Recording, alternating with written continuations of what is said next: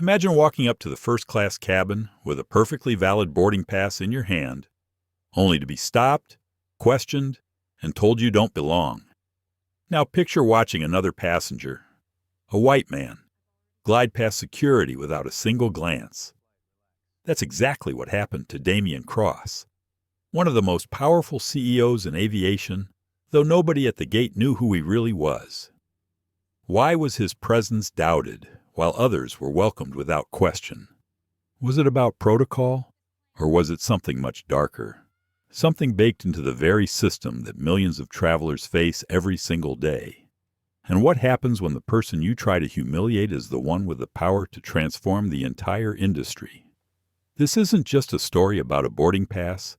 It's about dignity denied, power revealed, and a moment that turned into a nationwide reckoning. A single flight became the spark for change that no one could ignore. So buckle in, because what unfolded next shocked the airline world and shook Washington to its core. If you're ready for this journey, don't forget to like, share, and subscribe, so you won't miss the stories that challenge us, move us, and remind us what true justice looks like. The air inside the jet bridge felt colder than the terminal, carrying that faint metallic tang of recycled air. First-class boarding had already begun, a steady trickle of designer luggage, polished shoes, and familiar confidence gliding toward the cabin doors. It was a scene rehearsed countless times across the world. But tonight, at Gate C-17 in Boston Logan, something subtle was about to fracture the routine. Damien Cross adjusted the leather strap of his carry-on, a bag scuffed just enough to hint at years of travel, but still dignified in its simplicity. He wore a navy blazer over an open-collar shirt, tailored but not ostentatious. His shoes shone, but not like mirrors. They carried the patina of someone who cared about details without advertising them. He stepped forward when his group was called, holding out a first-class boarding pass for Site 10, Vivian Clark. The senior flight attendant stationed at the boarding door glanced down at the pass. For a heartbeat, her expression froze just long enough to register doubt before she reshaped it into professional courtesy. "Welcome aboard," she said, though her tone lacked the warmth she had offered the passenger before him. That passenger was Alistair Monroe, who had breezed through with a booming laugh and a scent cloud of expensive cologne still trailing in the air. He hadn't been asked for anything more than his stub. He hadn't even paused. A nod, a smile, and he was whisked into first class where a flute of champagne already waited. Damien stepped inside, the plush carpet underfoot absorbing the hum of the boarding crowd behind him. The first-class cabin opened before him 8 wide leather seats, arranged in quiet symmetry, the lighting soft and golden. For many, this space meant arrival, privilege, reward. For Damien, it was supposed to be routine. He had spent the last 2 decades living in the skies, measuring time by takeoffs and landings, by city lights seen from 35,000 feet. But even routine can carry weight. He slid his bag into the overhead bin above seat 1A, his movements calm, deliberate. The champagne glass in Alistair's manicured fingers trembled slightly as the jet shivered from another passenger bumping past. Alistair settled deeper, already talking loudly to the man across the aisle about property markets and ski resorts. Damien lowered into his seat, fingers brushing over the cool leather armrest. For a moment, he allowed himself to exhale, the quiet kind that comes when you think the journey ahead will be simple. Then Vivian reappeared. Her heels clicked softly against the carpet, her clipboard balanced in one hand. She leaned slightly, her smile sharpened by formality. "Sir, may I see your boarding pass again?" Damien turned, puzzled but unruffled. "Of course." He reached into the inner pocket of his blazer and handed it over. She studied it longer than necessary, flipping it as though searching for flaws invisible to anyone else. "Seat 1A," she murmured. Her eyes lifted, scanning his face, his clothes, his calm posture. Something unspoken passed between them, something Damien had known since his youth, the silent calculation of whether he belonged. Behind them, the line of boarding passengers grew restless. A man cleared his throat. Someone shifted impatiently. But Vivian held her ground. "I just need to verify something with my supervisor," she said finally. Damien's brow furrowed slightly. "Is there a problem?" "It's just a quick check," she assured. Though her tone carried no urgency to ease him, she turned and disappeared toward the galley, leaving Damien sitting in a seat that suddenly felt less his own. Alistair raised his glass, smirking as though entertained by the delay. Paperwork. Paperwork. He chuckled to no one in particular. These things always happen when the system isn't streamlined. Damien didn't respond. His eyes drifted toward the aisle, watching passengers file past into economy, their expressions a blur of distraction and fatigue. He inhaled slowly, centering himself, steadying the rhythm of his thoughts. He had faced boardrooms where his presence was doubted, contracts where his authority was questioned, negotiations where every word he spoke was dissected. This was not new. It was only different in setting. Moments later, a broader figure approached Gerald Stone, the purser, with shoulders squared and a voice seasoned by years of command. He stopped beside Damien's seat, Vivian just behind him. "Sir, I'm Gerald, the purser on this flight. We need to confirm your ticket," he said. Tone clipped, authoritative. Damien offered a polite smile, extending the pass once again. "It has already been scanned at the gate. Everything should be in order." Gerald took it, glanced at the numbers, and frowned. "System flagged an irregularity. Corporate account doesn't match billing address. Could be nothing, but for security we need to double-check." Damien felt a flicker in his chest. Not anger, not yet, but recognition. He had heard versions of this refrain countless times. Irregularity, protocol, verification, words that dressed themselves as neutral but carried the weight of suspicion. "I purchased this ticket 3 days ago," Damien replied evenly. "Through my company's account, I can have verification sent in minutes." "That won't be necessary," Gerald interrupted. "We'll handle it." A hush fell across the cabin. First-class passengers, once absorbed in their screens and champagne, now looked sideways, eyes darting between Damien and the crew, some with curiosity, some with discomfort, a few with that quiet knowing gaze that recognized a pattern. At the edge of row 3, a young woman with curly dark hair adjusted her phone discreetly. Selene Vega, a freelance journalist, had been bumped to an upgrade seat that morning. She had learned to spot stories in silence, in small injustices overlooked by the crowd. Her thumb hovered over the record button. Damien sat straighter, his composure unbroken, though his thoughts churned beneath the surface. He considered his options. He could reveal himself now. Cut short the theater. One sentence his name, his position. The weight of the company he led would silence the doubts instantly, but he hesitated. "If I say it now, it becomes about me," he thought.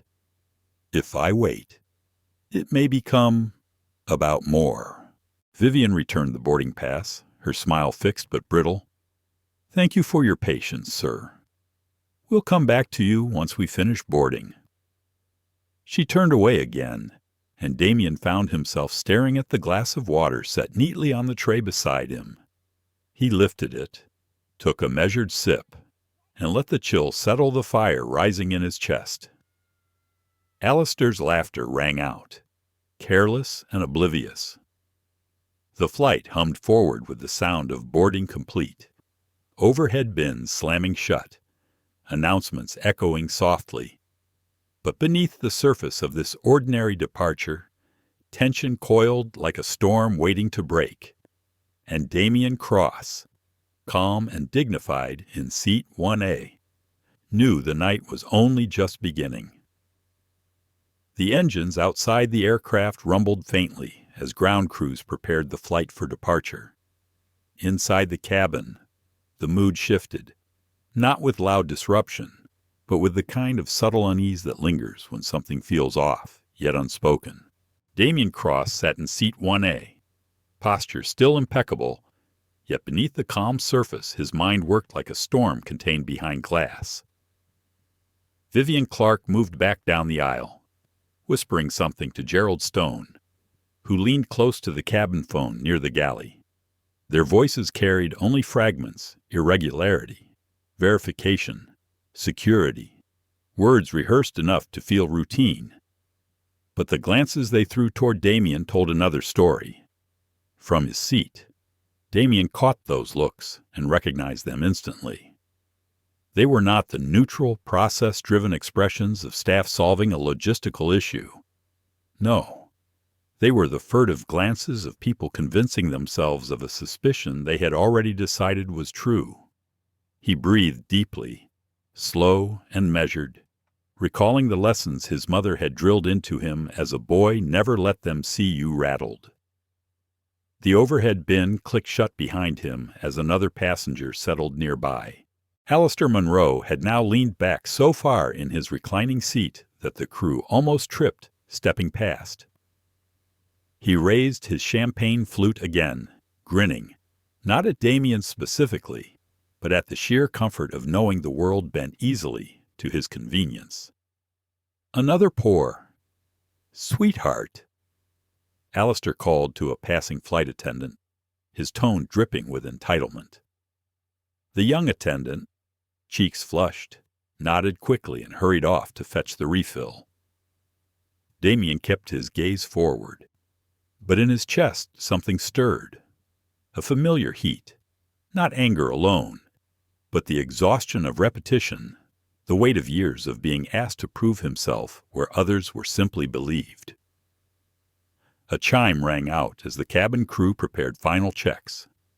Vivian returned, kneeling slightly beside Damien's seat, her voice pitched low as though confiding.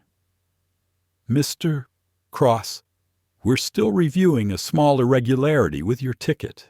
Nothing major, but until it's resolved, we'll need to relocate you temporarily to another section of the cabin. Just procedure, I assure you." Her smile was polite, practiced, but it did not reach her eyes. Damien studied her carefully. This ticket was purchased through a corporate account. Scanned, verified. Why am I the only passenger being asked to move? Vivian's lips pressed into a line. For a split second, the mask slipped, revealing annoyance beneath. "Sir, I don't create the system. I simply follow it. Please cooperate, and we'll have this sorted quickly." Gerald appeared again, looming behind her like a shadow. "We can escort you to an economy seat. It's only a short flight to Dallas. We'll ensure you're comfortable until this is cleared." The words landed like a gavel in a courtroom. First class, the space he had paid for. The seat he had chosen was no longer his. Not because of policy, not because of error, but because of perception. Damien inhaled slowly, holding the breath before exhaling in a whisper of control. His fingers drummed once against the armrest, a silent rhythm of restraint. He could end this in seconds. He could say his name, his title, his authority. The cabin would flip instantly from suspicion to apology, but something inside him resisted. If I reveal myself now, it becomes about status, he thought. They will call me an exception. They will miss the truth that this could happen to anyone without a name to wield like armor. Understood, Damien said finally, his voice steady. Lead the way. Vivian blinked, perhaps surprised by his lack of resistance. She expected outrage, maybe loud protest, something she could label as non-compliance. Instead, she found only calm acceptance, a quiet dignity that unsettled her more than defiance might have. The walk down the aisle felt longer than the length of the aircraft. Passengers turned their heads as Damien passed, guided by Gerald.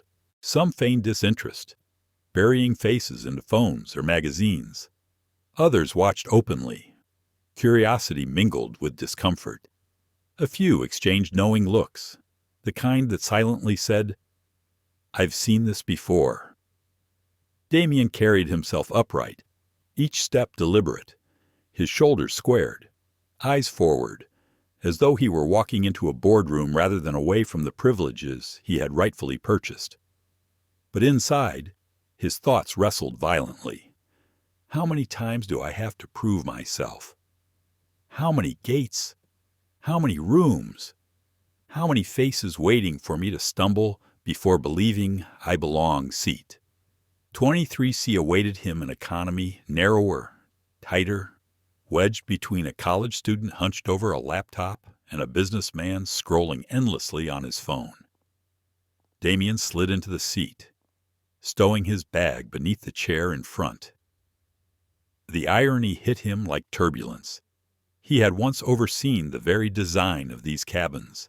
Years ago, as part of a consulting partnership, he had approved the pitch of these seats, the leather's grain, the spacing of armrests. Now, he felt the squeeze firsthand, his knees brushing the seat ahead, his elbows grazing strangers. The college student glanced up briefly, offering a polite nod before returning to a document titled Systemic Inequality in 21st Century America. The businessman beside him shifted uncomfortably, muttering about legroom before tapping his Rolex with impatience. Neither recognized the man now sitting between them, a man who quietly commanded influence over entire fleets of aircraft. Damien opened his phone, thumb hovering over a hidden messaging app. One short text, just 2 words. Horizon Protocol. His team would understand. They had built it together years ago, a contingency not just for business disruptions, but for moments exactly like this. Message sent, delivered, read. He placed the phone face down on the tray table and leaned back. On the seatback screen in front of him, a cheerful safety video played. The voiceover reminded passengers to fasten their belts, to treat fellow travelers with courtesy. The irony was almost unbearable. Up ahead in row 3, Selene Vega angled her phone slightly, capturing Damien's relocation without drawing attention. Her live stream counter ticked upward 47 viewers, 113, 209. The comments began to pour in. Why him? The guy looks perfectly legit. Everyone else boarded fine. Only the black man gets pulled aside. This is profiling, plain and simple. Selene sipped from her paper coffee cup, eyes darting between her screen and the cabin crew. She had stumbled into stories before delayed flights, corporate slip-ups, minor scandals, but this was different. She felt it in her gut. This was the kind of moment that revealed something larger than inconvenience. Damien closed his eyes briefly, shutting out the hum of the cabin. He pictured his father's voice, deep and steady, telling him years ago, "Son, dignity is not about where you sit. It's about how you carry yourself when others try to strip it from you." The words steadied him now. He straightened, opening his laptop to a blank document. His fingers hovered before typing a single heading, timeline of events. Every detail mattered, every exchange, every phrase, every assumption. He would record it all, not as a complaint, but as evidence. evidence of a pattern too long ignored. In first class, champagne flutes clinked, Alistair Munro's laughter rising above the murmur of luxury. In economy, Damien Cross typed silently, the glow of the screen reflecting calm determination. Around him, ordinary passengers prepared for takeoff, unaware that history was beginning to draft itself one keystroke at a time, and miles above the ground. Once the wheels left the runway, the story would no longer belong only to those inside the cabin. Celine's live stream was growing fast. Thousands of eyes would soon be watching. Damien didn't know yet how far the ripples would spread, but he knew one thing with unshakable certainty: the doubt cast on him here, in this narrow seat, would not end with silence. The seatbelt sign chimed as the aircraft taxied slowly toward the runway. Damien Cross adjusted the buckle across his waist, feeling the pressure against his blazer. Around him, economy passengers shifted restlessly, some scrolling phones, others leaning back with weary sighs. The air carried the scent of coffee, recycled oxygen, and the faint tang of anxiety that always accompanied takeoff. He folded his hands loosely in his lap, eyes fixed on the slim gap between the seats ahead. Through it, he caught fleeting glimpses of first class. The curtain swayed slightly with the movement of attendants, revealing flashes of champagne glasses, wide leather seats, and the easy comfort of travelers who had not been questioned. Alistair Munro laughed again, louder this time, the sound carrying back like an uninvited echo. Damien inhaled slowly, willing his heartbeat to steady. This was not the first time his presence had been doubted, not the first time he had been asked to prove his legitimacy, but each repetition cut deeper, not for its novelty, but for its predictability. He wondered how many others had endured the same quiet humiliation, without the shield of resources or authority to fight back later. The engines roared, pressing every passenger into their seats as the plane surged forward. Damien closed his eyes, the vibration of acceleration running through his chest. For a moment, he allowed himself to imagine that the flight might pass without further incident, that he could document the details, file them away, and handle the matter through corporate channels, professional, controlled, clean. Yet beneath that surface, another voice stirred, a younger version of himself, weary of restraint, asking why he should always bear the burden of calm when the offense was so blatant. He felt the conflict pull tight inside him, the CEO calculating outcomes, the man demanding dignity. The wheels lifted, the ground falling away in a blur of lights. Passengers shifted as the climb smoothed, the cabin tilting toward quiet. A flight attendant rolled a cart down the aisle, offering water and small packets of pretzels. When she reached Damien's row, her smile was neutral, almost perfunctory. "Would you like something to drink, water?" he said softly. His voice was calm, but his eyes lingered on hers for a second longer than necessary, silently asking the question he would not voice. "Do you see me?" The attendant nodded quickly, setting the cup on his tray before moving on. Beside him, the college student typed furiously, headphones in, lost in an essay. Damien's gaze drifted to the laptop screen. The words glowed clearly in bold at the top: systemic inequality in American institutions. He almost smiled at the irony. The businessman on his other side checked his watch again, sighing loudly. "These seats are ridiculous," he muttered. "I don't know how people tolerate this." He glanced briefly at Damien, as if expecting agreement. Damien only nodded once, saying nothing. In row 3, Celine Vega adjusted her phone carefully. Her live stream angled just enough to capture Damien's relocation and the uneasy atmosphere around it. Her viewer count had jumped past 2,000. Comments streamed rapidly across the screen. Unbelievable. Why single him out? This is so blatant. Look at the other guy in first class. Where is this? I want to tag the airline.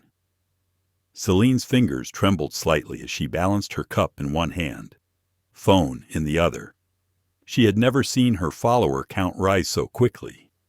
But more than numbers, she felt a responsibility tightening in her chest. This was no longer about catching a story. It was about making sure the truth was seen. Damien opened his laptop again, resuming the document he had begun. Line by line, he typed with precision, cataloging each detail of the initial boarding. Vivian Clark's expression, the vague reference to irregularities, Gerald Stone's insistence, the relocation to economy. His words were spare but exact, less a personal account and more a case study in procedure gone wrong. The rhythm of typing steadied him. Each keystroke was a reminder that control could be reclaimed, if not in the moment, then in its aftermath. But still, his chest carried the weight of silence. He thought of the countless passengers who had not been able to document, who had walked away with only anger and shame. His phone buzzed once against the tray table. A single message, discreet, from his chief of staff received. Horizon Protocol engaged, awaiting instructions. He did not reply. Not yet. Timing mattered. The plane leveled off. Seatbelt sign dimming. Passengers stirred, reclining, pulling out books and devices. In first class. Laughter rose again, punctuated by the clink of glassware. Damien imagined Alistair Munro stretching comfortably, oblivious to the storm forming just rows behind him. Another announcement came from the captain, his voice calm. Practice, ladies and gentlemen. We've reached cruising altitude. We'll have a smooth flight into Dallas this evening. Sit back, relax, and enjoy the service. Relax. The word rang hollow in Damien's ears.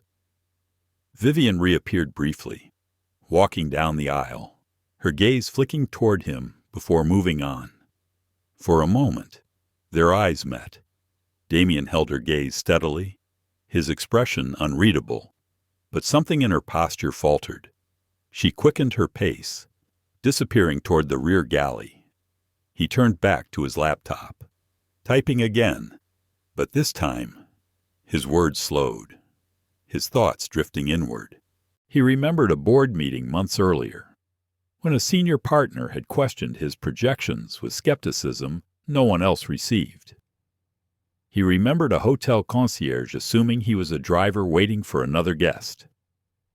He remembered the way his father had once clenched his jaw after being ignored at a restaurant, telling him quietly, "They will test your dignity. Every time. You decide whether they succeed." Now here he was, tested again at 30,000 feet. Celine's phone buzzed. A direct message from a viewer. "I work in PR. This story is going to explode. Do you know who he is?" She hesitated, fingers hovering. She did not know his name, but something in the calm strength of his posture told her he was not just another passenger. The businessman beside Damien ordered another drink. The college student kept typing. Life and economy unfolded as though ordinary. But for Damien, the cabin felt like a crucible. Every sound, every glance carried weight, pressing against the silence he chose to hold. He typed one last line before closing the laptop. Sometimes silence is not surrender. Sometimes it is the fuse before the fire. The screen went dark. Outside the window, the sky stretched endlessly, a gradient of fading light. The world below was hidden in darkness, but Damien knew the truth was already rising into view above it. Celine checked her viewer count again. Over 5,000. The story was no longer confined to this cabin. It was already spreading, already igniting conversations in living rooms, dormitories, offices. Damien folded his hands again, eyes forward, his breathing steady. He had chosen silence in this moment, but not for lack of voice. He was saving it, sharpening it, preparing it for when it would matter most. And when that moment came, the silence that had weighed so heavily here would transform into something far louder than any protest in the aisle. It would become a reckoning. Dinner service began an hour into the flight. Trays rattled down the aisle, the scent of reheated pasta mingling with the faint aroma of roasted chicken. In first class, Damien could see attendants unveiling white tablecloths and silverware, pouring wine with smiles reserved for those whose comfort was unquestioned. He imagined Alistair Monroe savoring a perfectly seared steak, oblivious to the quiet theater unfolding behind the curtain. In economy, the ritual was different. Plastic trays, foil lids, and the subtle impatience of passengers unaccustomed to waiting. Damien accepted his meal without complaint, sliding the fork gently beneath the pasta. It was edible, but barely. He tasted little, his mind elsewhere, replaying every moment since the gate. Across the aisle, Celine Vega's phone vibrated nonstop. Her stream had reached 8,000 viewers. Comments scrolled faster than she could read. Some were outraged, others dismissive, a few skeptical, but most agreed on one thing. What had happened to Damien looked like discrimination. Celine pressed her lips together, torn between staying invisible and leaning fully into the role fate had handed her. She whispered into the phone mic, her voice steady. "You're watching this live. Flight 2285 to Dallas. A black man with a first-class ticket has been forced into economy. We still don't know why, but we'll keep filming." Her words struck Damien like a distant bell. He did not turn toward her, but he knew. He felt the lens of public attention hovering now, not just on him, but on the truth of the situation. Vivian Clark appeared again, making her way down the aisle with the authority of someone determined to reassert control. She stopped beside Damien's row. Her expression tightened into something falsely polite. "Mr. Cross," she said, voice pitched for nearby passengers to hear. "I need to remind you that you must remain seated here until further notice. The irregularities with your ticket have not been cleared." Damien looked up at her slowly. His gaze was calm but unwavering. "Have you asked anyone else for additional verification?" Vivian stiffened. "This is not about anyone else, sir. It is about ensuring the integrity of our procedures." Gerald Stone loomed behind her, his arms folded. "Let's not make this more difficult. Cooperate, and the matter will be resolved." The businessman beside Damien looked up, frowning. "Wait.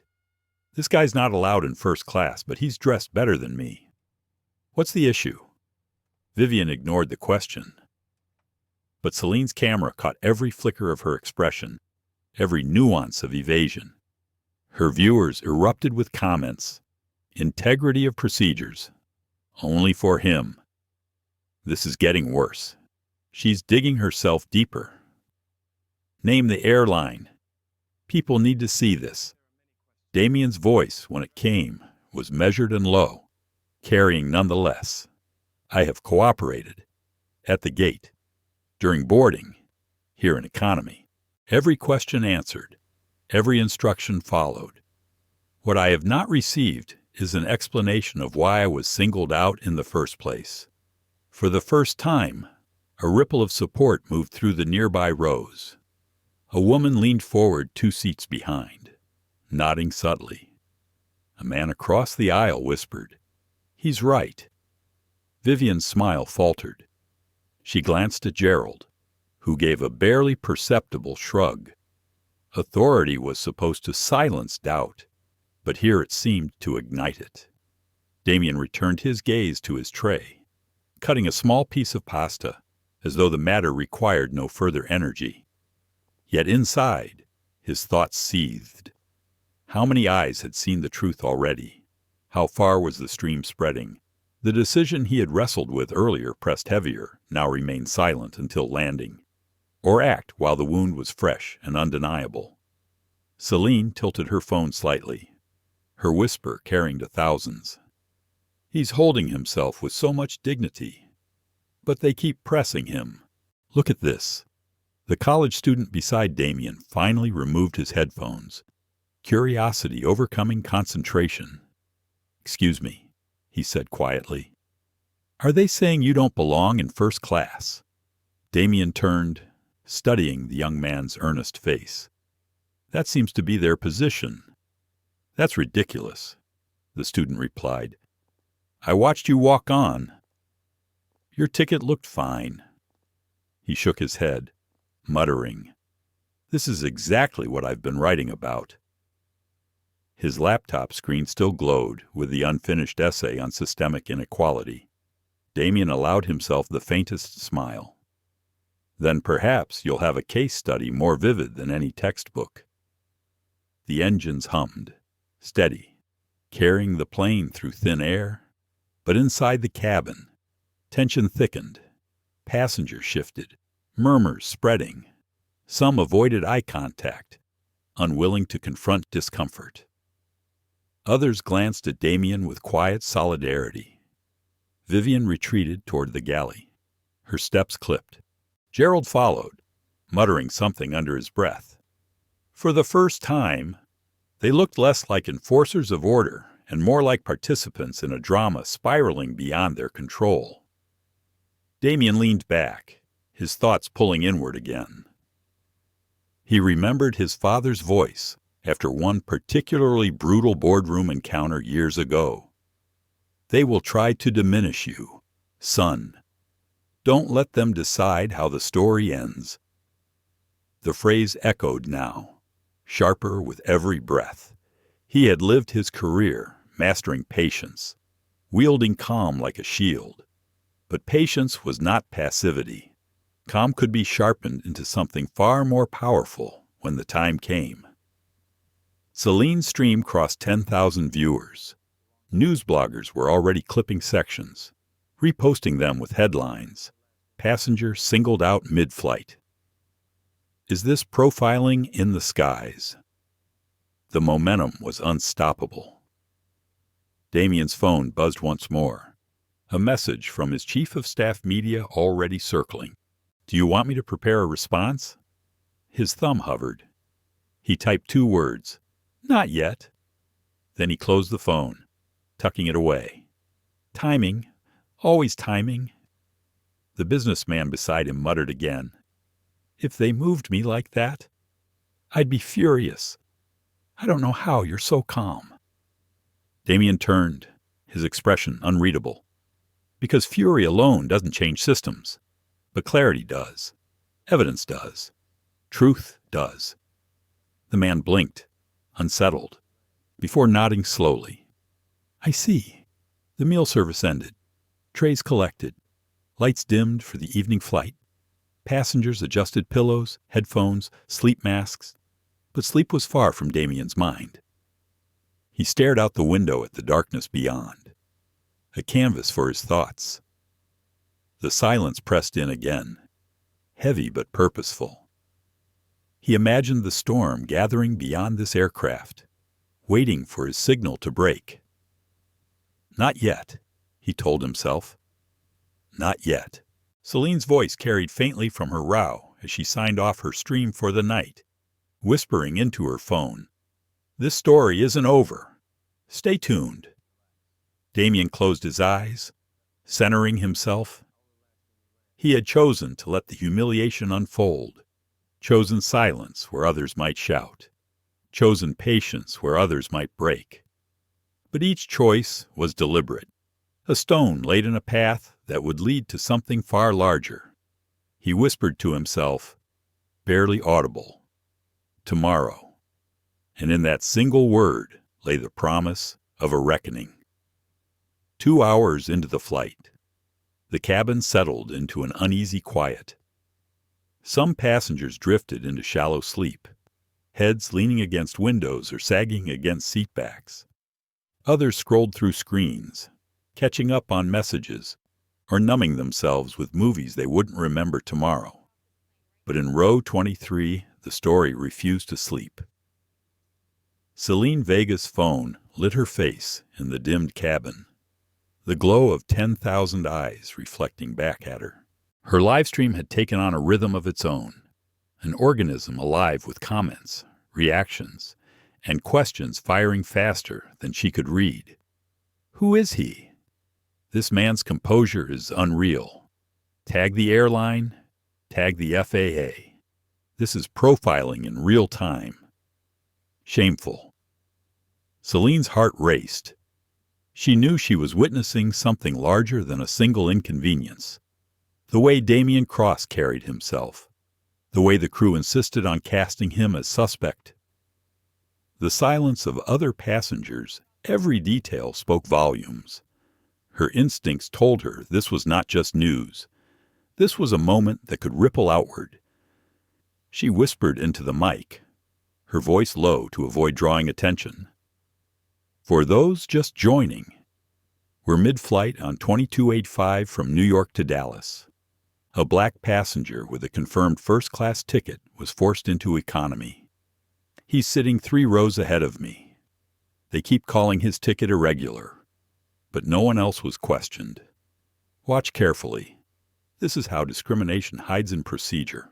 The chat exploded with solidarity, hashtags forming in real time. Seat 23C, flying while black. Sky bias. Damien, unaware of the growing wildfire online, sat upright with his hands folded neatly. His laptop remained closed now, resting on the tray table like an instrument waiting for its next note. He gazed at the window, the darkness beyond broken occasionally by the flash of starlight on the wing. Inside him, conflict brewed. Silence had been his strategy, his discipline. Years of boardrooms, negotiations, and public appearances had taught him the value of restraint. But as he sat confined to the narrow seat, watching the curtain flutter to reveal glimpses of privilege he'd been denied, he felt the gnawing question: was his silence a shield or a cage? He thought of his father again, the lessons drilled into him not out of bitterness, but survival. They will look for weakness in your anger. Don't hand it to them. But then another memory surfaced. Unbidden, his father, silent in a hospital waiting room after being ignored by a nurse. His dignity intact, but his spirit visibly diminished.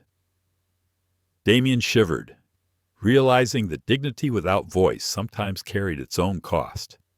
The businessman to his right ordered a second drink, leaning toward Damien as though camaraderie might erase discomfort. Look, man, I don't get it.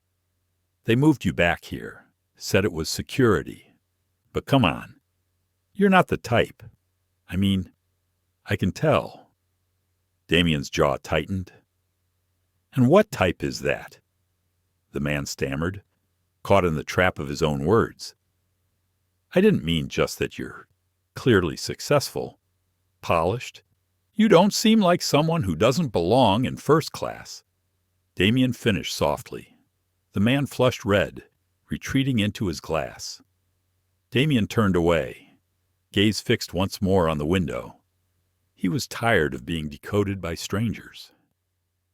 Celine caught the exchange on her stream, her viewers responding instantly. He nailed it. That guy just proved the point. This is exactly what microaggressions look like.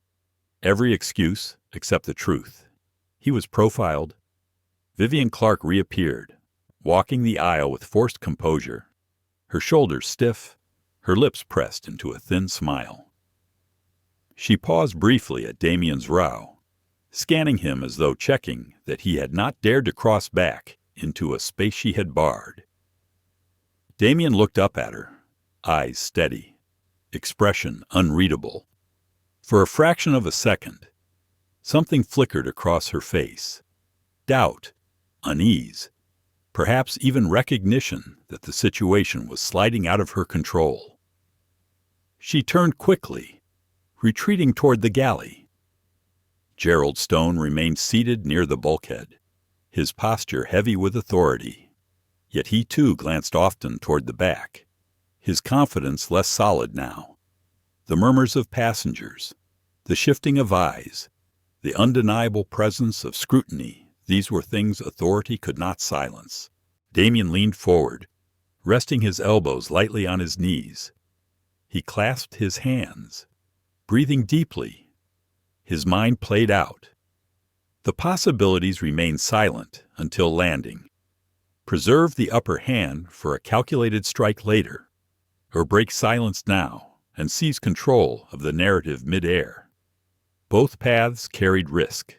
Both paths carried weight. His phone buzzed once more. A notification Selene Vega tagged. The preview showed his own face, captured mid-confrontation. The caption read, "Denied dignity at 30,000 feet." Beneath it, the number 20,000 viewers. Damien exhaled slowly. The world was already watching. Silence would not contain this anymore. The college student beside him leaned closer, voice hushed. "Sir, whatever they think, you don't deserve this. I'm writing about systemic bias and seeing this happen in real life. It makes my paper feel small. If there's anything I can do, I will." Damien studied the young man, recognizing sincerity in his eyes. It reminded him of himself at that age, burning with conviction, not yet dulled by years of compromise. "Remember what you saw," Damien said quietly, "and write it true." The student nodded firmly. The flight attendant returned, distributing blankets. When she reached Damien's row, her hands hesitated. Her voice lowered. "Sir, I just want to say I saw how they treated you. It wasn't right." She placed the blanket gently on his lap, eyes downcast, before moving on. A flicker of warmth passed through Damien's chest. Even within a flawed system, individuals could still choose humanity. Selene whispered into her mic again. "Did you hear that even crew members see the truth?" Her comments surged with fire. By now, mainstream journalists were tuning in. Selene's notifications showed shares by regional news outlets, tweets by verified accounts, questions from reporters already demanding airline statements. The sky itself seemed restless, as though turbulence were brewing not in air currents, but in human conscience. Damien closed his eyes, centering himself. He felt the pressure of history pressing in, decades of indignities endured by those without voice, without platform. Now fate had placed him at the crossroads of silence and revelation. He whispered again. The word meant only for himself. Tomorrow. But tomorrow was already arriving faster than he had planned. Selene's phone buzzed with a message from a colleague at a news desk. "We think we know who he is. Damien Cross, CEO of Stratosphere Aviation Group." Confirmed, Selene's breath caught. She looked toward Damien, still composed, still unreadable, a man forced into economy, yet carrying the weight of a king. If this was true, the story was no longer just about profiling. It was about power, accountability, and the arrogance of assuming you could diminish someone without consequence. She typed back one word. "Stand by." The cabin lights dimmed further, signaling the long cruise across the country. A hush fell, broken only by the drone of engines and the occasional cough or click of a seatbelt buckle. For most passengers, it was a chance to retreat into dreams. But for Damien Cross, the night was an interrogation. Sleep would not come. He leaned against the cool window, watching the faint outline of stars scatter across the black sky. Each one reminded him of decisions left unmade, paths branching into futures with consequences too vast to measure. His phone, silenced to the cabin, pulsed in his pocket. He resisted the urge to look. Each vibration was another reminder that the outside world had begun circling. Hungry for answers. He could not control that storm. Not yet. But he could prepare for how to meet it. Across the aisle. Celine Vega sat with her hood drawn low, phone pressed to her palm like a lifeline. Her followers had tripled in 2 hours. Major outlets had started embedding her stream into breaking news segments. The chat had become a frenzy of speculation. Some were certain the man in 23C was a frequent flyer, a corporate executive, a lawyer, maybe even a politician. Others whispered theories about wealth, influence, power. Then, a message pinged across her screen again. From her colleague at the news desk. It's him, Damian Cross, CEO of Stratosphere Aviation Group. Confirmed with company records. Celine's breath stalled. She glanced at Damian, his silhouette steady against the window. The most powerful black executive in commercial aviation forced into economy, humiliated under the pretense of security irregularities. Her instinct screamed to broadcast it instantly. The headline would write itself, but something in Damian's composure held her back. He had not yet claimed his identity. He was waiting, choosing. Timing mattered. She typed a careful reply. Holding until he confirms. In the galley. Vivian Clark scrolled her own phone, unaware that the ground was shifting beneath her feet. She read fragments of angry posts, hashtags she didn't understand. Her face tightened as realization trickled in. The situation was not contained. Passengers were whispering, phones were pointed. She felt the prickle of being watched not just here, but everywhere. Gerald Stone appeared beside her, his expression darker than usual. "What's happening online?" he asked in a low growl. Vivian shook her head. "Just noise. People exaggerating. It'll pass once we land." But even she did not believe her own words. Damian unfolded his tray table once more, sliding his laptop open. The screen illuminated his features, sharp planes of control carved from restraint. He began typing. Not a speech, not yet, but notes, a record. Every phrase of dismissal, every unnecessary demand, every flicker of bias disguised as policy. He built the timeline piece by piece, knowing that truth required precision. The college student beside him peeked curiously. "You're documenting it." Damian nodded. "Memory fades. Written words do not." The student hesitated, then said, "Sir, I think people already know who you are. Online." Damian's fingers paused above the keys. "Do they?" "Yes. Some say you're, well, important." The young man flushed. More than just another passenger. Damian closed the laptop slowly, considering. He had wanted to control the reveal, but perhaps control was already slipping through his fingers. The world rarely waited for permission. His phone buzzed again, this time with a message from Rebecca Holt, his chief of staff.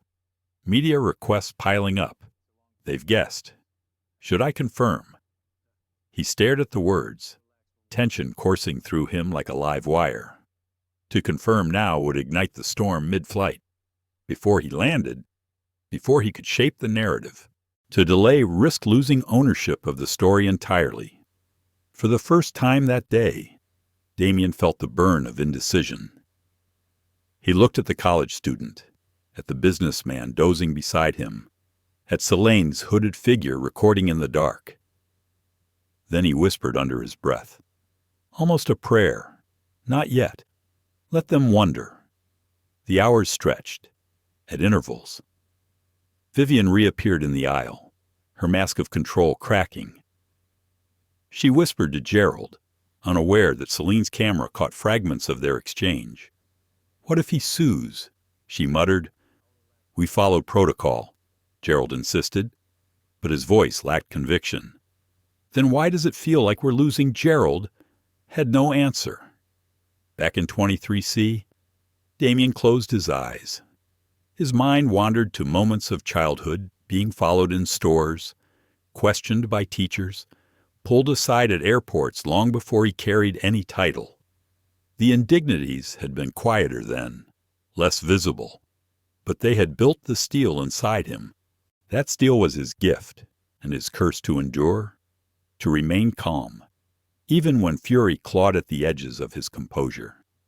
A whisper from Celine cut through the hum of engines. "They're calling him Damien Cross online, the CEO. If it's true, this flight changes everything." Her viewers erupted. "No way.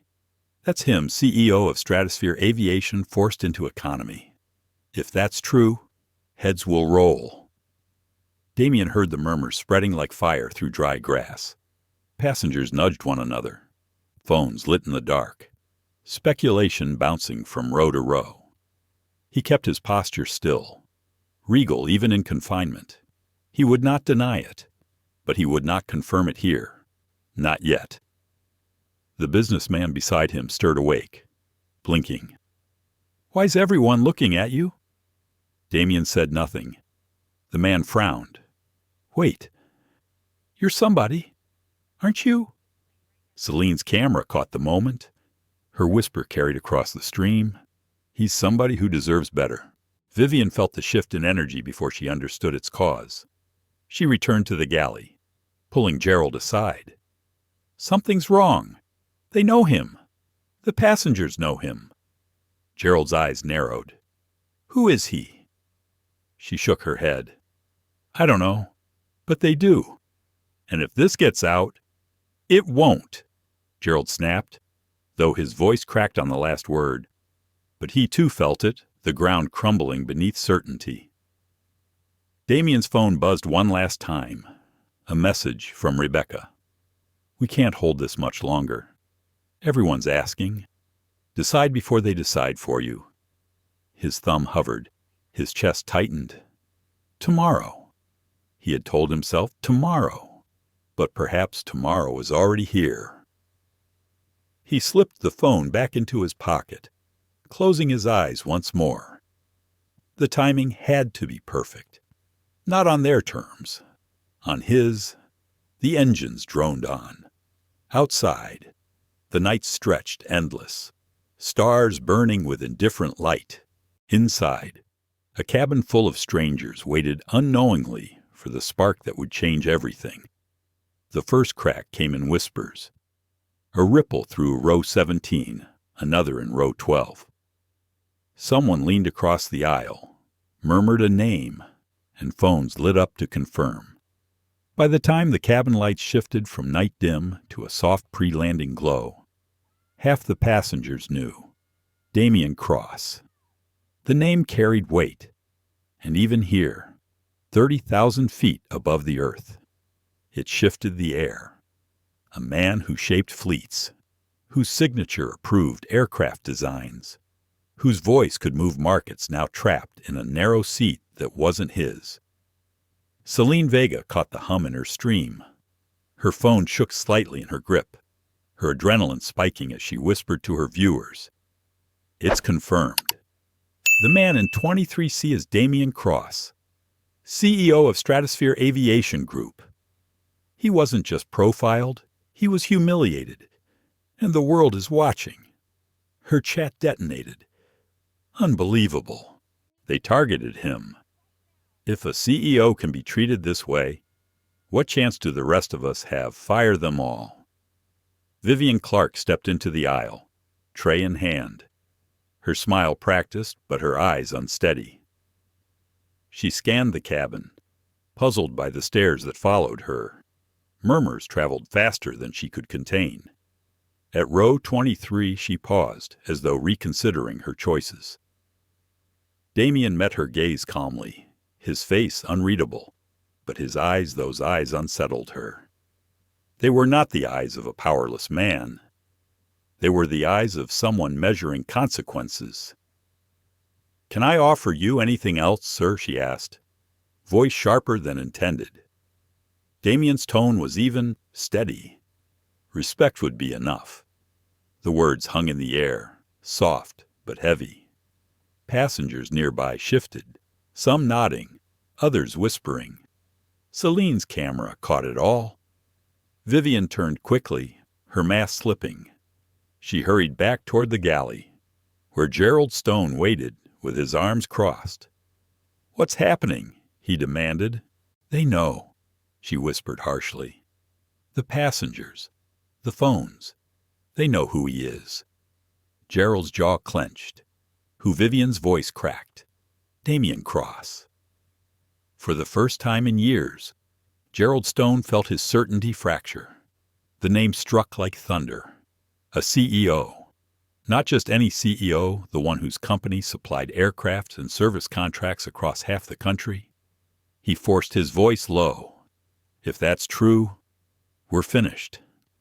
Celine's stream cut to her own face briefly, her whisper urgent. "Viewers, listen carefully. The supervisor just learned his name. They are panicking, and you're hearing it in real time." Meanwhile, Damien leaned back in his cramped seat, hands folded, gaze steady on the seat ahead. Inside, his thoughts churned. He had planned to wait until landing, to control the reveal at ground level, but the decision had been stolen from him, carried by whispers and cameras. A younger passenger 2 rows up twisted in her seat, phone glowing. She turned to Damien, voice careful.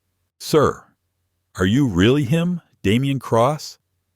He held her gaze for a long moment before answering. "Yes." The single syllable cracked the cabin wide open. Gas rippled. A man muttered, "Oh my God," under his breath. The businessman beside Damien sat upright, his face drained of color. Even the college student, who already suspected, straightened with awe. Celine whispered fiercely into her mic, "You heard it here first." He confirmed it, Damien Cross himself. And they forced him out of first class. The live stream viewer count surged past 100,000. Vivian and Gerald emerged again, drawn by the change in atmosphere. They saw it instantly, heads turning toward Damien, passengers openly recording, the balance of power slipping away. Gerald barked, "Phones down, recording isn't permitted during flight." No one obeyed. In fact, more phones rose. Damien turned his head slowly, fixing Gerald with the calm of a man who had mastered silence as a weapon. "Tell them why they're recording. Mr.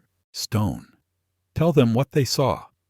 Gerald swallowed, the weight of cameras pressing against his throat. "We followed protocol." "Protocol," Damien repeated softly. "That applied to me and no one else." The words weren't shouted. They didn't need to be. Passengers exchanged glances, some openly challenging the crew with their stares. Celine narrated in hushed tones. "He's turning their words back on them. This is history in the making." The curtains separating first class fluttered slightly as a flight attendant peeked through, sensing tension but too afraid to intervene. Inside, Alistair Munro sipped his champagne, oblivious to the storm. He hadn't heard Damien's name. To him, the cabin divide was absolute, unbreachable. Damien closed his eyes briefly. Gathering himself, he could end it now. Unleash the full force of his identity, demand reversal. But he chose restraint. The humiliation had already happened. What mattered now was truth, not comfort. The college student spoke up, his voice steady despite nerves. Everyone saw it. He had the ticket. They still pulled him back here. That's not protocol. That's profiling. The cabin murmured louder. The word profiling echoed like thunder. Vivian snapped. That's enough. Damien opened his eyes, cutting across her words. No, Ms. Clark, it's not enough. Not nearly. Her mouth closed. The authority she had clung to felt brittle in the face of calm defiance. Celine captured every second, whispering with reverence. He's not raising his voice. He doesn't have to. Dignity speaks louder than anger. The businessman beside Damien shifted uncomfortably, then spoke, almost to himself. They're going to regret this. Damien glanced at him, his voice quiet but unyielding. Regret is inevitable. Accountability is a choice. The words resonated, carried through the rows like scripture. Some passengers whispered them aloud, as though testing their weight. Gerald and Vivian retreated once more. Their steps hurried, their whispers harsh. What do we do now? Vivian hissed. Survive the flight. Gerald muttered grimly, and pray the ground handles the rest. But even he knew it was too late. The ground was already shaking. Damien leaned back, closing his eyes, centering himself once more. His pulse slowed, steady as the engines outside. Whatever awaited them in Dallas, whatever storm awaited the airport, the truth was already airborne. The curtain had lifted, the world had seen, and there would be no closing it again. The announcement came over the intercom, Captain's voice calm and clipped. Ladies and gentlemen, we are beginning our descent into Dallas. Please ensure your seatbacks and tray tables are upright and locked. To most passengers, it was routine.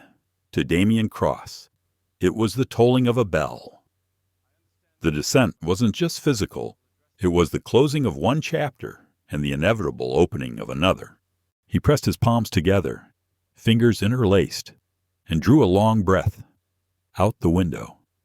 The sky had softened into morning haze, the faint glow of dawn brushing the horizon. But inside his chest, a storm churned. Celine Vega leaned toward him slightly, her phone still streaming, her voice low enough not to carry beyond the row. Mr. Cross, the world knows now. You should see this. She angled her screen. The viewer count had passed 200,000. National news outlets were replaying clips of his quiet words, his refusal to bow, his dignity framed against a narrow economy seat. The hashtags scrolled endlessly. Damien Cross.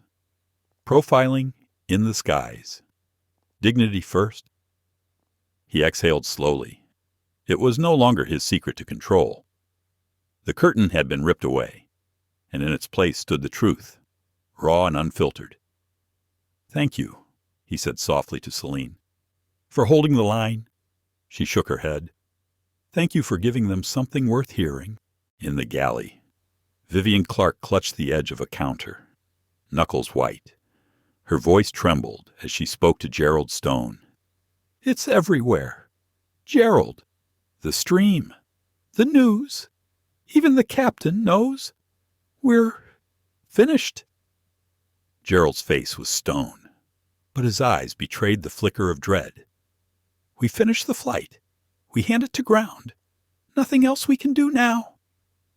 Vivian swallowed hard. And him? Gerald didn't answer. Because the answer was obvious. Damien Cross had already taken command of the narrative without raising his voice or leaving his seat. The businessman beside Damien leaned closer, unable to mask his awe.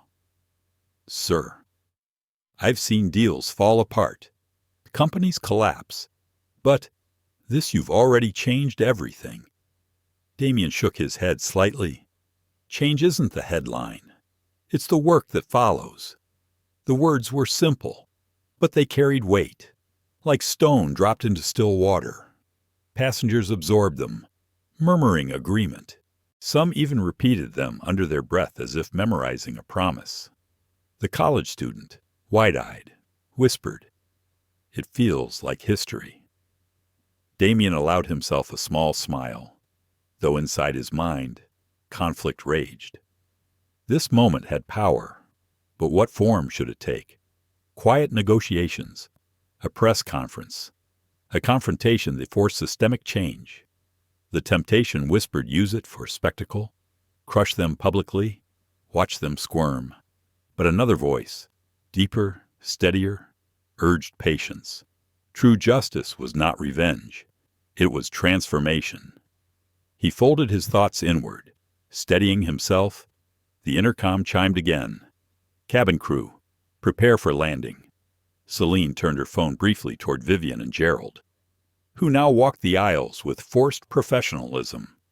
Her viewers filled the chat with fury. They're still pretending nothing happened. Cowards. Why aren't they apologizing? Vivian stopped beside Damien's row, her throat tight. Mr. Cross. She managed. Voice brittle. On behalf of Damien, raised a hand gently. No. Her mouth snapped shut. This isn't the time for words rehearsed in panic, he said quietly, loud enough for nearby passengers to hear. Save them for when the world is listening. Vivian flushed, retreating quickly. Gerald placed a hand on her shoulder, but she shook it off, eyes stinging. The aircraft dipped lower, clouds breaking apart, city lights sprawling into view. Dallas stretched beneath them like a grid of expectation, every street waiting to carry the story forward. Celine's stream buzzed as comments scrolled faster than she could read. Reporters had joined the feed, dropping requests for interviews. Her producer sent a message. We have satellite trucks at the airport. Stay close to him. She glanced at Damien. His posture was serene, but his eyes betrayed the weight of calculation. Every move mattered now. Every word would echo beyond the cabin. The college student whispered again. What will you do when we land? Damien turned his head slowly, meeting the young man's gaze. What must be done?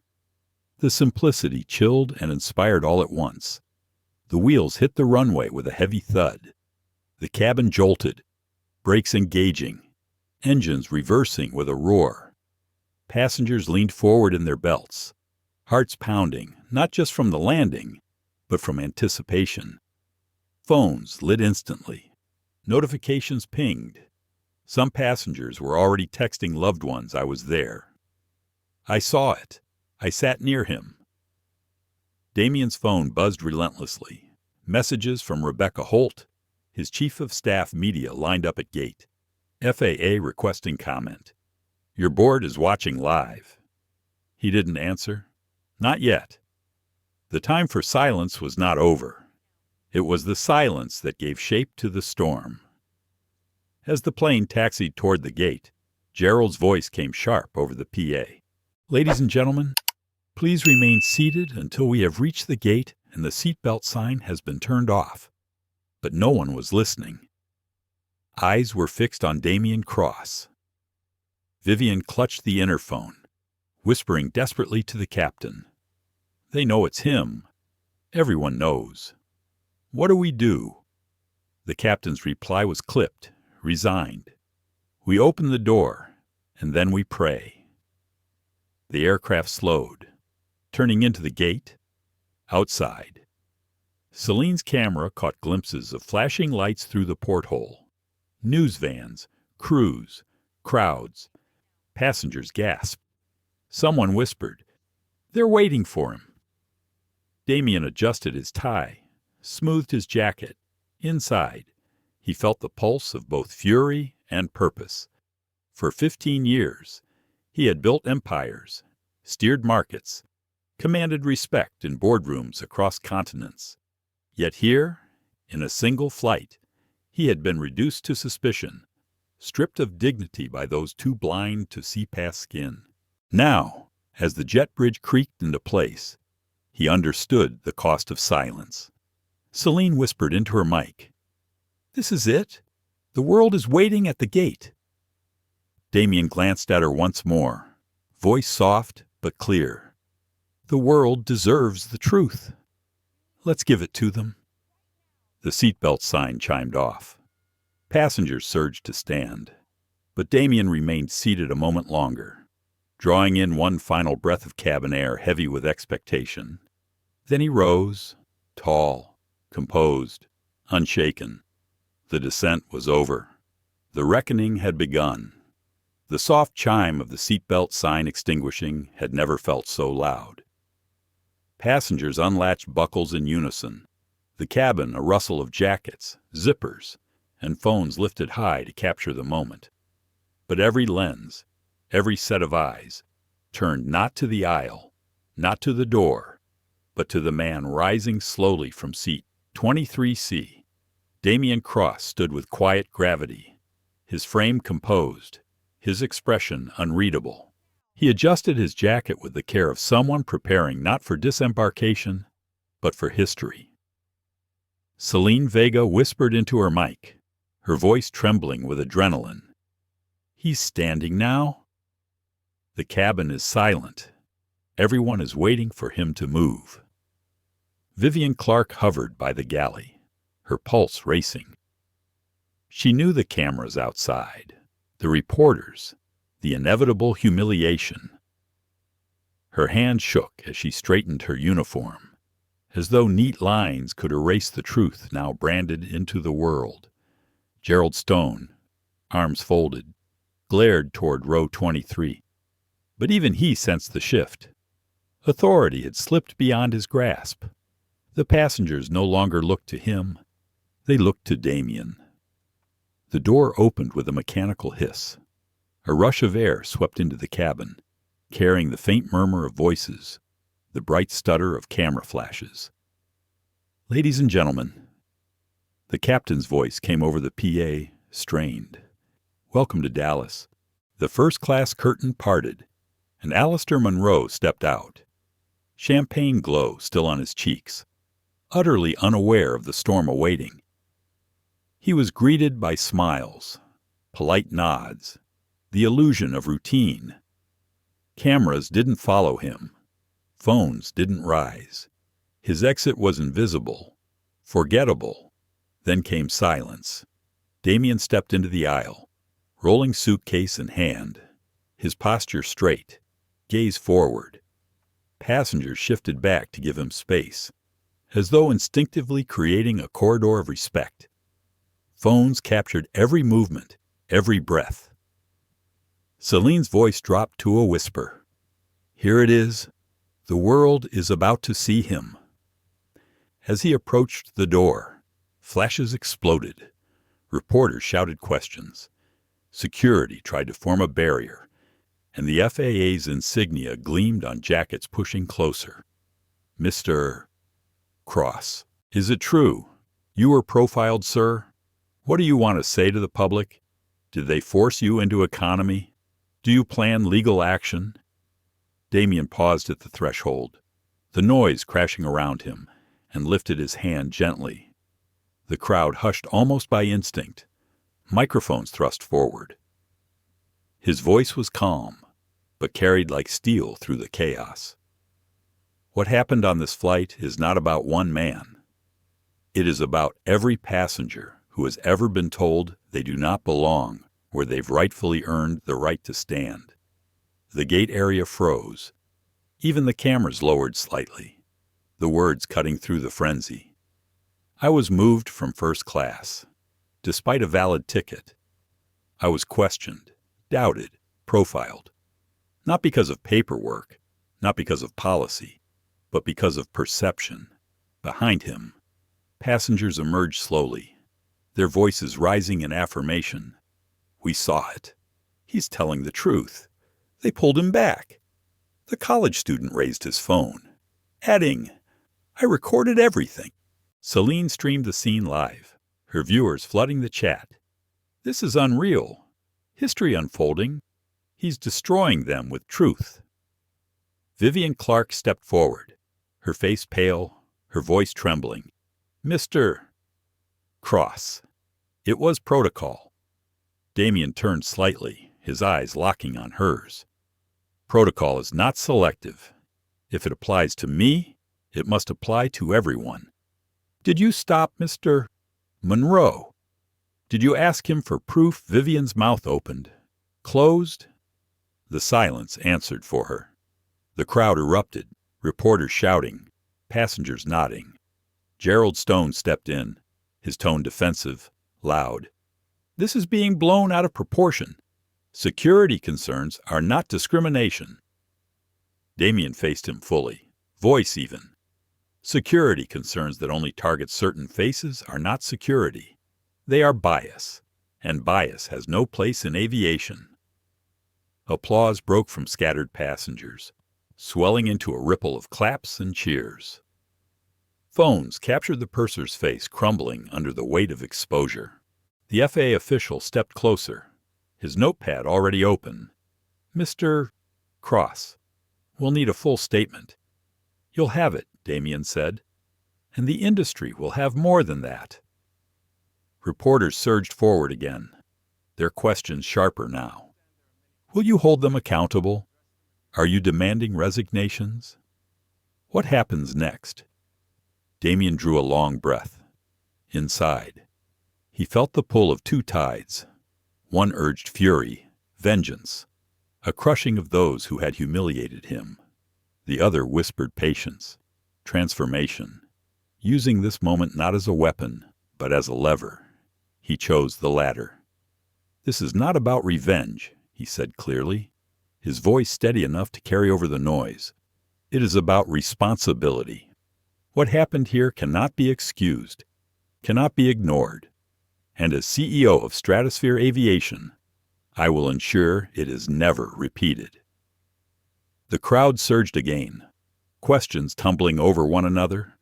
But Damien stepped forward, out of the cabin, into the full glare of lights.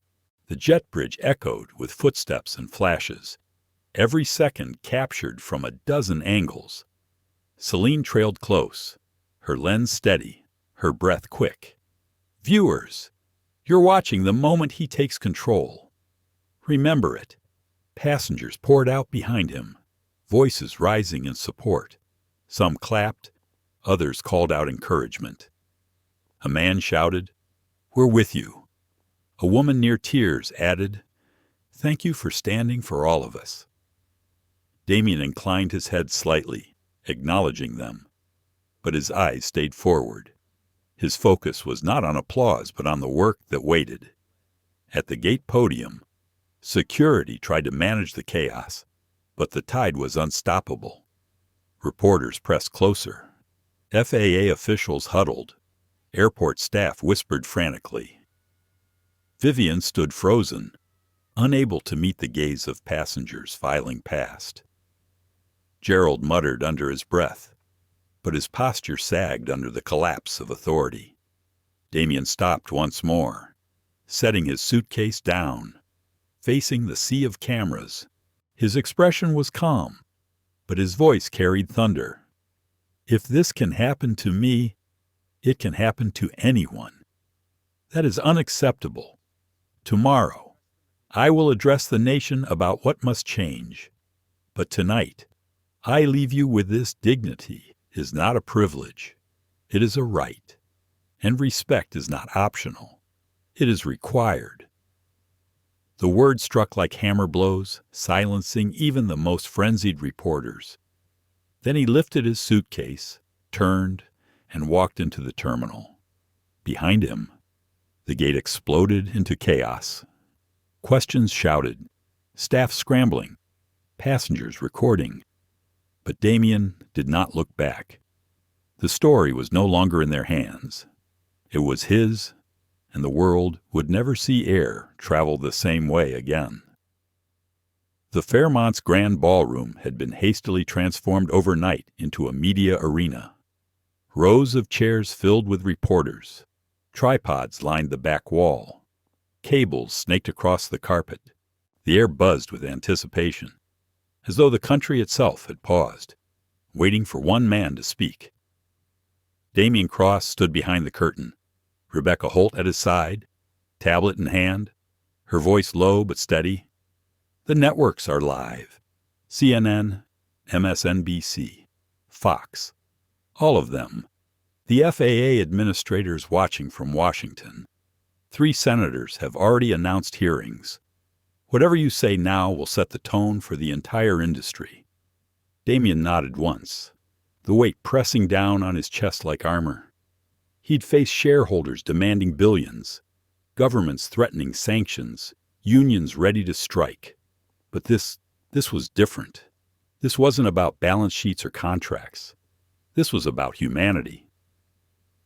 Celine Vega adjusted her camera a few feet away, already streaming live to an audience that had swelled past 500,000 viewers.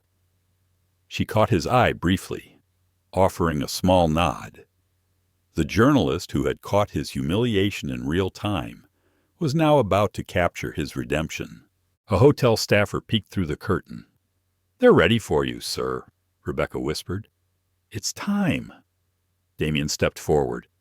The lights blinded at first, camera flashes popping in rapid succession. A murmur rippled through the crowd as he appeared, dressed in the same navy suit from the flight, a deliberate choice, a silent reminder of where this story had begun. He walked to the podium, set down a slim folder, and rested both hands on the wood. He waited. The room hushed on its own, anticipation coiling like a spring. "Good afternoon," he began, his voice low but carrying. "My name is Damien Cross. I am the Chief Executive Officer of Stratosphere Aviation. And yesterday morning, I was racially profiled on my own industry's aircraft." The silence was absolute. Then the flashes came, rapid fire, 1,000 eyes fixed on him. Damien continued, each word measured. I was denied the seat I had purchased. I was questioned repeatedly. I was forced into economy while a white passenger walked freely into first class. The staff justified this with words like protocol and irregularities, but let us call it by its true name, discrimination. Gas fluttered through the room. Fingers flew across keyboards. He opened the folder, pulling out a single sheet. This is the timeline of events. Every question asked, every answer given, every assumption made. It reads less like security procedure and more like a manual of bias, and I will not allow it to be ignored. A reporter from the New York Times raised her hand. "Mr. Cross, what outcome are you seeking?" Damien's gaze swept the room. Accountability? Transparency? Systemic change? This is not about punishing 2 employees. It is about dismantling the culture that allowed their actions to feel acceptable. If this can happen to me, what happens to those without lawyers, without influence, without cameras? Celine's stream showed the comment feed exploding. Preach. This is history. He's shaking the entire system. Another reporter shouted, "Do you plan legal action?" Damien's eyes hardened. Something more powerful than litigation, the truth, and truth has consequences. He paused, letting the silence stretch. The tension was thick, every person in the ballroom holding their breath. Starting tomorrow, Stratosphere Aviation will launch a full-scale audit of every airport partnership, every gate, every crew, every policy. We will not continue to invest in operations that fail to guarantee dignity to all passengers. If they cannot meet the standard, they will lose our business. The statement hit like a shockwave. Gas echoed. Reporters scrambled to push updates. Live feeds blared, breaking news banners. "Mr. Cross," a CNN journalist called out, "are you saying Stratosphere could withdraw from major airports?" Damien's reply was calm, almost chilling. "We don't sell tickets. We sell trust. And if trust is broken, the contract is broken." Rebecca Holt's phone buzzed furiously in her hand. She glanced at the screen, then leaned toward him. "It's Washington," she whispered. "The Secretary of Transportation wants a call immediately after this." He gave a small nod, then faced the crowd again. "This isn't about me. It's about every traveler who has ever felt invisible, doubted, or diminished because of who they are. Dignity isn't negotiable. Respect isn't optional. And starting now, this industry will be reminded of that truth. The ballroom erupted, reporters shouting questions, cameras flashing, the sound of history capturing itself. But Damien stepped back from the podium, signaling the conference was over. He had spoken enough. The rest would be action. Celine cut her stream reluctantly, her heart hammering. She knew she had just recorded a speech that would replay on televisions and phones for weeks, perhaps years. As Damien exited the stage, Rebecca walked briskly beside him. "Sir, the FAA has scheduled an emergency briefing. Senators Williams, Carter, and Nguyen are demanding hearings. Your words have already reached the White House." Damien kept walking, his expression calm, though inside his thoughts tumbled. He had unleashed the truth, but now came the harder part, shaping the aftermath. Meanwhile, at JFK Airport, Vivian Clark sat in a stark office across from Director Morrison, HR representatives flanking him like judges. Her uniform felt like a costume now, suffocating against her skin. "Ms. Clark," Morrison said evenly, "the video of yesterday's incident has reached over 1 million views. The CEO of Stratosphere has confirmed it publicly. Can you explain why you subjected him to additional scrutiny?" Vivian's throat worked. "It was protocol, sir. I thought something was irregular." "Incorrect," Morrison snapped. "System logs show no irregularities. The only irregularity was your judgment." Tears welled in her eyes. "I didn't know who he was. And that," Morrison cut in, "is the point. It should not matter who he was. A passenger with a valid ticket is entitled to their seat, without humiliation, without prejudice." Gerald Stone sat beside her, his face ashen, jaw tight. Morrison turned his gaze on him. "And you, Mr. Stone, approved this behavior. You defended it. You enforced it. You turned bias into policy." Gerald tried to speak, but Morrison's hand cut the air. "You are both terminated, effective immediately. Your names will be included in the FAA's public report. Consider your careers in aviation finished."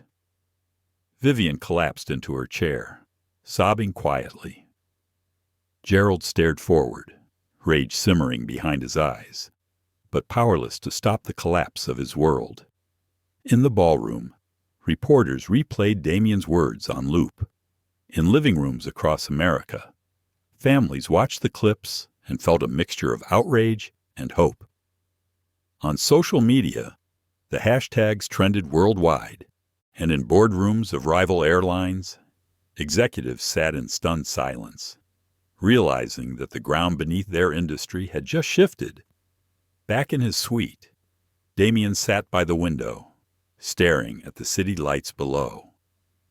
Rebecca placed a tablet on the table, displaying the latest numbers coverage on every network. Millions of views, statements of support from civil rights groups, corporate leaders, and ordinary passengers. "You've started something you can't stop," she said quietly. Damien didn't look away from the window. "I don't intend to stop it." Outside, the city buzzed with its own rhythm, unaware of the tremor that had begun. But in the air above, across airports and aircraft, change had already taken flight. The morning after the press conference, the front pages were unanimous. The Wall Street Journal CEO confronts bias in aviation. The Washington Post, Damien Cross demands reform. USA Today, racial profiling at 30,000 feet sparks industry reckoning.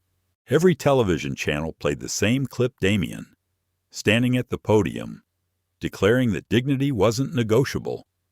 Viewers replayed it endlessly, sharing it across social media. turning his words into a rallying cry. In Washington, the impact was immediate. Senator Caroline Williams, chair of the Senate Transportation Committee, appeared on camera within hours. What Mr. Cross experienced is unacceptable. We will hold hearings.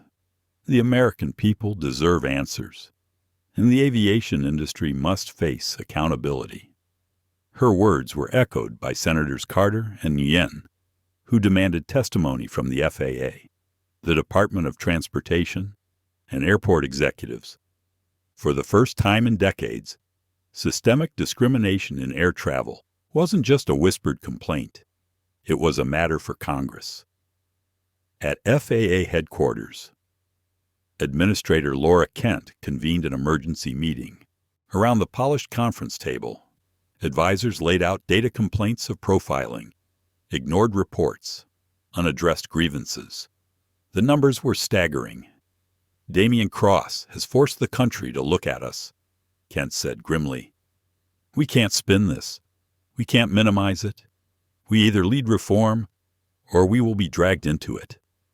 Her deputy added, Stratosphere Aviation has already begun an independent audit. If we don't match that energy, we'll look complicit. Kent leaned back, pressing her fingertips together. Then we don't wait. We launch a federal review of gate and boarding practices nationwide, effective immediately. Across the industry, executives scrambled, emails flew at midnight, legal teams drafted statements, training directors dusted off old manuals, but nothing felt adequate. Damien's words had reframed the debate. This was no longer about customer service. It was about justice. Meanwhile, in Dallas, Damien sat at a quiet breakfast table, a steaming cup of coffee untouched beside him. Rebecca Holt scrolled through her tablet, reading aloud, support from the NAACP, ACLU, and Human Rights Watch, letters from 3 governors, a personal message from the Secretary of Transportation. He's calling this a watershed moment. Damien stirred his coffee absently, his eyes distant. They're responding to the wave, but waves fade. What matters is what gets built after the tide goes out. Celine Vega, seated nearby with her ever-ready camera, leaned forward. Then what's next? You've shaken the system. What do you put in its place? Damien's expression hardened with resolve. The Dignity Protocol, a framework that guarantees fairness, transparency, and accountability across every partner airport and airline we touch. Training, reporting, oversight, no exceptions, Rebecca added quickly. We can roll it out internally within weeks. But if we push for industry adoption, we'll need leverage contracts, public pressure, congressional backing. Then we use all 3, Damien replied. This isn't just my fight. It belongs to every passenger who has been silenced. I intend to give them a voice, Celine recorded quietly, recognizing the gravity of his words.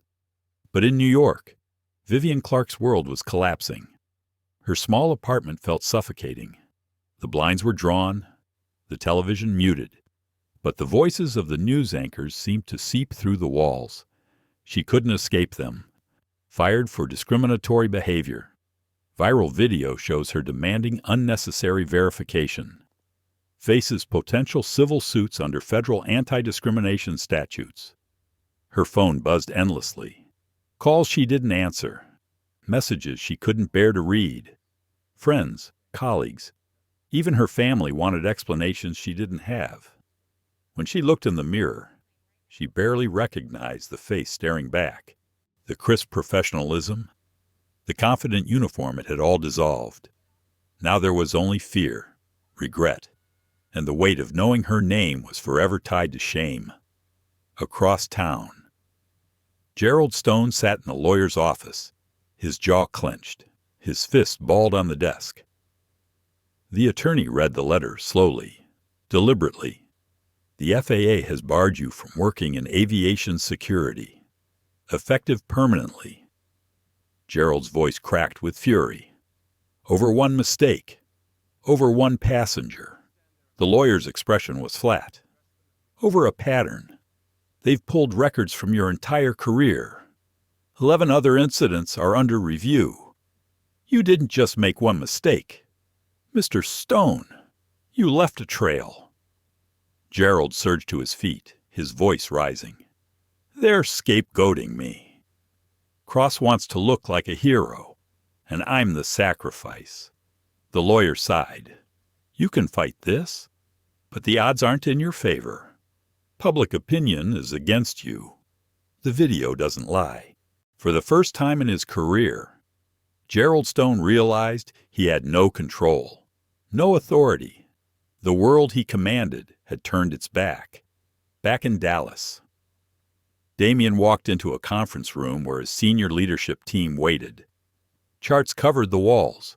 Complaints, statistics, timelines. The weight of the task loomed large.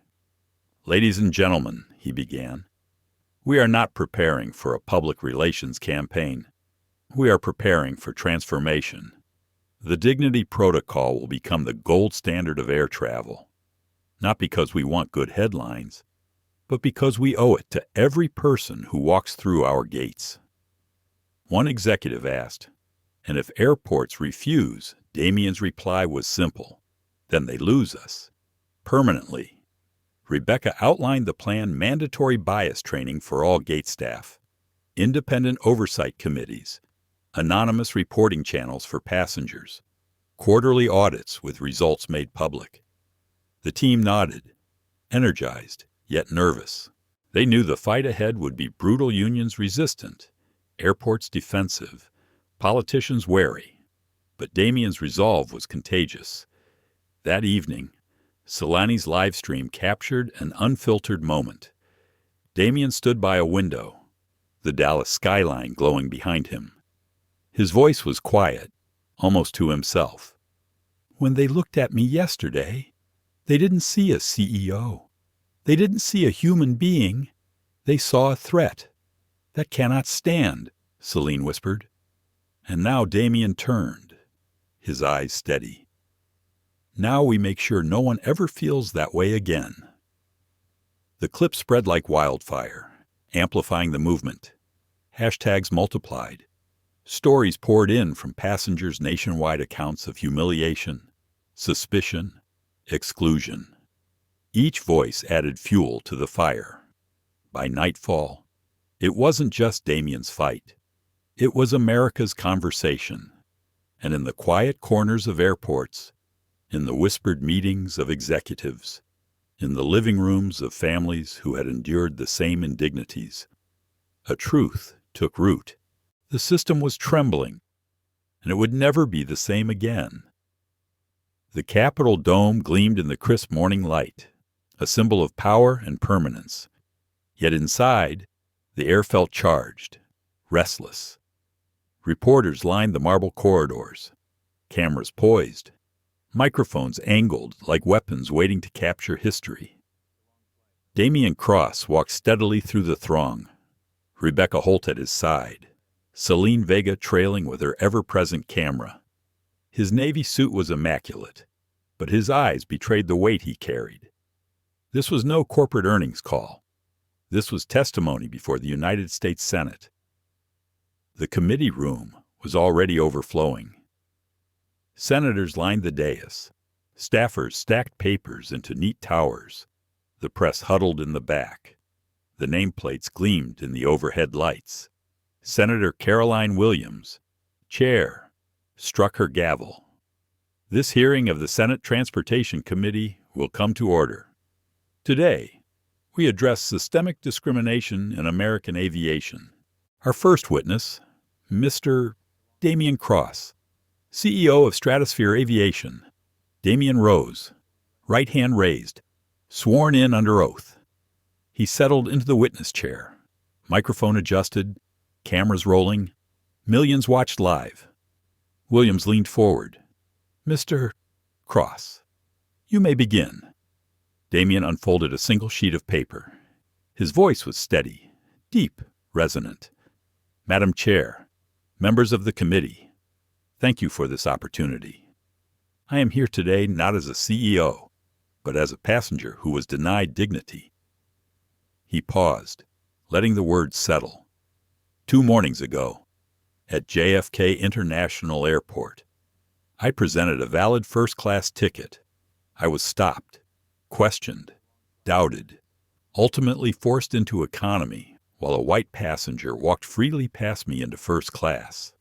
The justification was protocol, but the reality was prejudice. Gas stirred in the gallery. Pens scratched furiously. I did not reveal my identity in that moment, because I wanted the truth to stand on its own.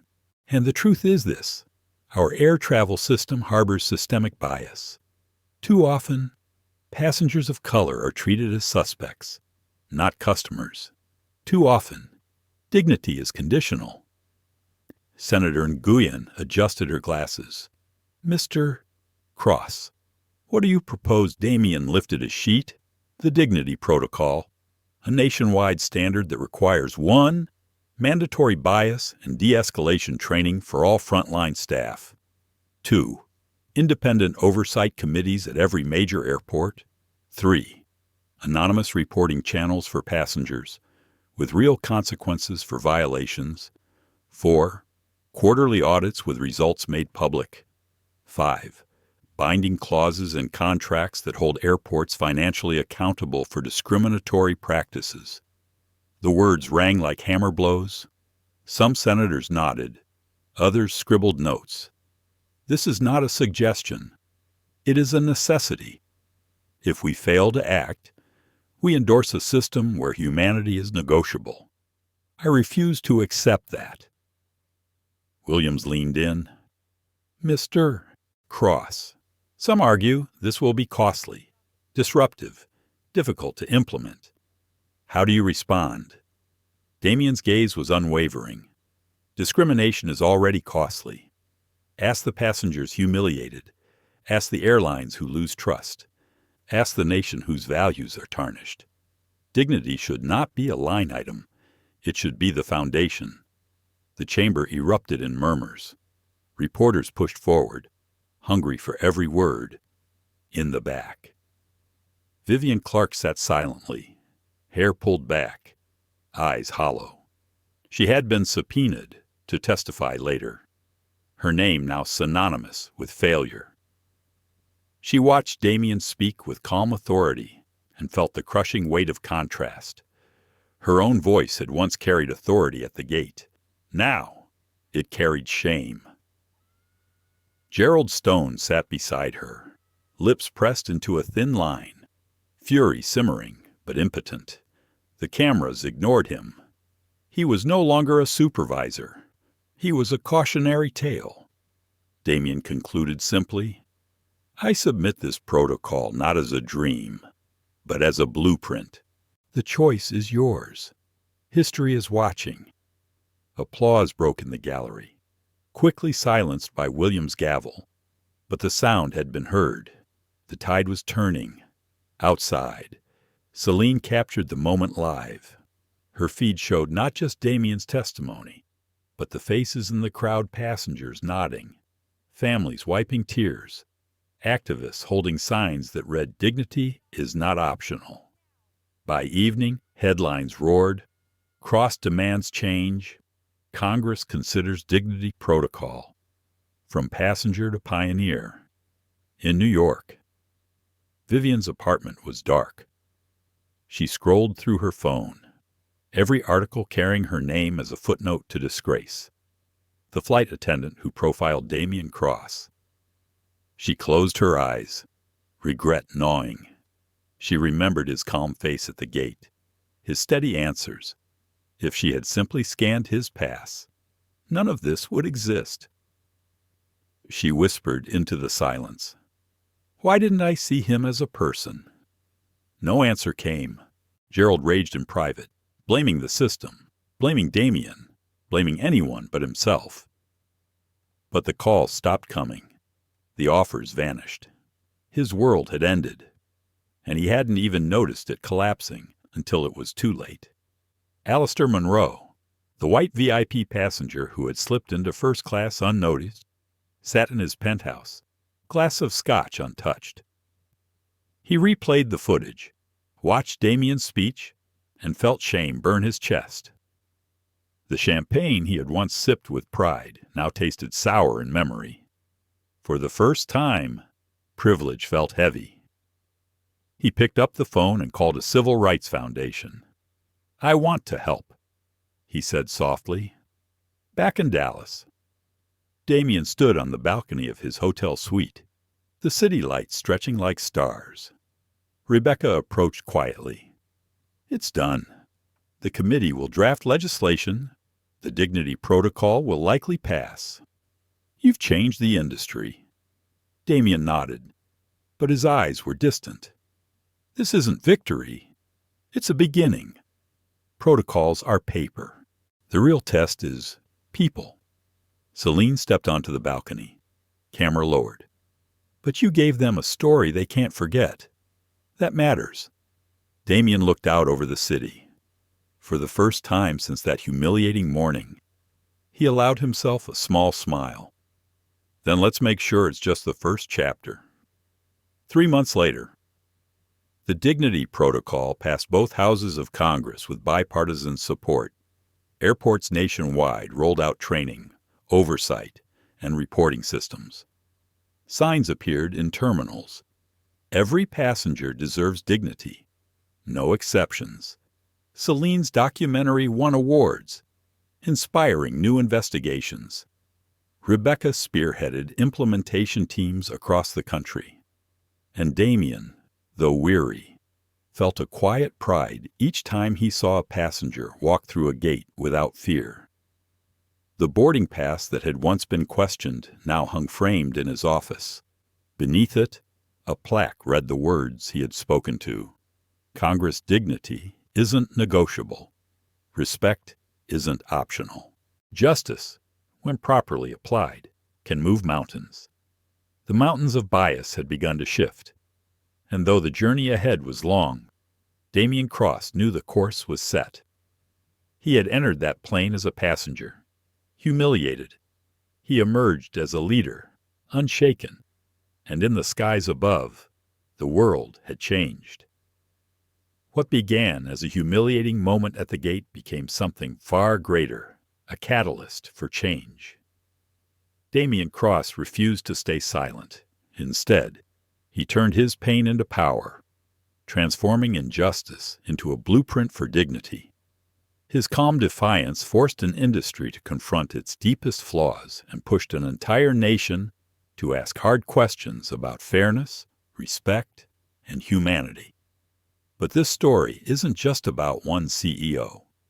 It's about every passenger who's ever felt invisible, every traveler who's been judged by appearance rather than truth, and every person who's been told directly or indirectly that they don't belong. Damien showed the world that dignity isn't negotiable and respect isn't optional. Yet the fight is far from over. Change doesn't end with new policies or public hearings. It lives in the choices each of us makes in how we see one another, in how we speak up when we witness injustice, and in how we refuse to let silence be the final word. As you reflect on Damien's journey, ask yourself, what would you have done if you were standing at that gate? If this story moved you, make sure to like, share, and subscribe, because together, we'll keep telling the stories that demand a better tomorrow.